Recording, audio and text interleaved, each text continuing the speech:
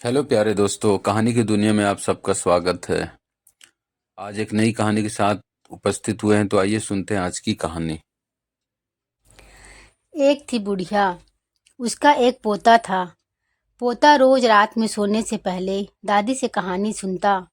दादी रोज उसे तरह तरह की कहानियां सुनाती।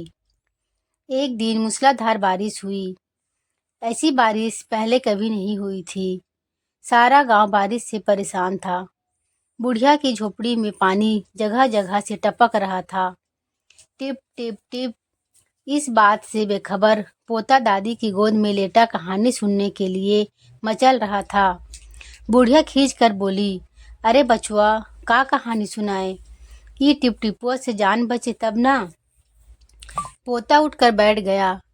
उसने पूछा, दादी, ये टिपटिपुआ कौन है? टिपटिपुआ क्या शेर बाघ से भी बड़ा होता है? दादी छत से टपकते पानी की तरफ देखी और बोली, हाँ बचुआ, न शेर के डर न बघुआ के डर, डर त डर टिपटिपुआ के डर। संयोग से मुसीबत का मारा एक बाघ बारिश से बचने के लिए झोपड़ी के पीछे बैठा था। बेचारा बाघ बारिश से घबराया हुआ था। बुढ़िया की बात सुनते ही वह और डर गया। अब यह टिपटिपुआ कौन सी बला है? जरूर यह कोई बड़ा जानवर है। तभी तो बुढ़िया शेर बाघ से ज्यादा टिपटिपुआ से डरती है।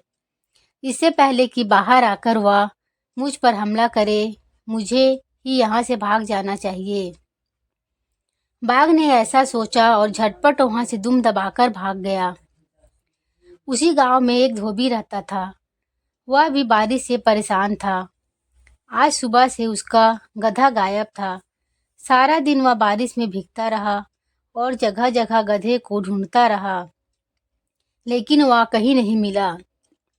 धोबी की पत्नी बोली, जाकर गांव के पंडित जी से क्यों नहीं पूछते? वे बड़े ज्ञानी हैं। आगे पीछे सबके हाल की उन्हें खबर रहती है। पत्नी की बात धोबी को जच गई। अपना मोटा लठ उठाकर वह पंडित जी के घर की तरफ चल पड़ा। उसने देखा कि पंडित जी घर में जमा बारिश का पानी उलीच उलीच कर फेंक रहे थे। धोबी ने बेसब्री से पूछा, महाराज, मेरा गधा सुबह से नहीं मिल रहा है। जरा पोथी बाज कर बताइए तो वह कहाँ है? सुबह से पानी उलीचते उलीचते पंडित जी थक गए थे। धोबी की बात सुनी तो झुंझला पड़े और बोले, मेरी पोथी में तेरे गधे का पता ठिकाना लिखा है क्या, जो आ गया है पूछने? अरे जाकर ढूंढ उसे किसी गड्ढे पोखर में। और पंडित जी लगे फिर पानी उलीचने। धोबी वहां से चल दिया। चलते चलते वह एक तालाब के पास पहुंचा।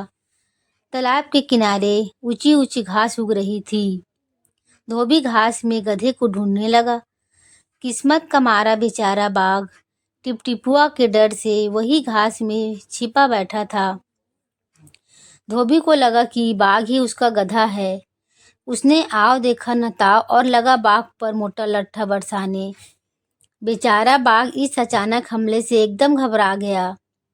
बाघ ने मन ही मन सोचा, लगता है यही टिपटिपुआ है। आखिर इसने मुझे ढूंढ ही लिया।